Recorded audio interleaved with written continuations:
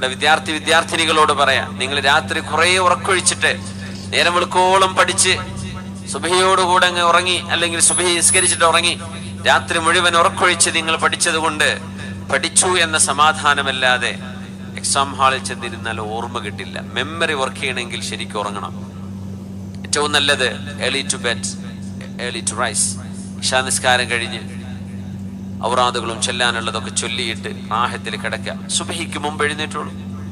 സുബഹിക്ക് മുമ്പ് എഴുന്നേറ്റ് 1 മണിക്കൂർ പഠിക്കുന്നത് പാതിരാത്രി 3 മണിക്കൂർ എടുത്ത് പഠിക്കുന്നതിന് പകരം 1 മണിക്കൂർ മതി സുബഹിക്ക് ശേഷം, അല്ലെങ്കിൽ സുബഹിന്റെ തൊട്ട് മുമ്പ്. നല്ല ഉണർവും ഉന്മേഷവും കിട്ടുന്ന സമയമാണ്. രാത്രി ഉറക്കൊഴിക്കരുത്. പഠിക്കുന്ന മക്കൾ ശ്രദ്ധിക്കുക. എക്സാം അല്ലേ എന്ന് വിചാരിച്ച് ഉറക്കൊഴിച്ചിട്ട് കാര്യമില്ല. ആരെയോ ബോധിപ്പിക്കാൻ വേണ്ടി ഉറക്കൊഴിച്ചിട്ട് എന്താ കാര്യം? ഓർമ്മ നിൽക്കണ്ടേ? ഓർമ്മ നിൽക്കണമെങ്കിൽ, മെമ്മറി വർക്ക് ചെയ്യണമെങ്കിൽ ശരിക്കും ഉറങ്ങണം. അതുകൊണ്ട് രാവിലെ അതിനേരത്തെ എഴുന്നേൽക്കുക. എന്നിട്ട് നിങ്ങൾ റിവിഷൻ ചെയ്യുക. പഠിക്കാനുള്ളത്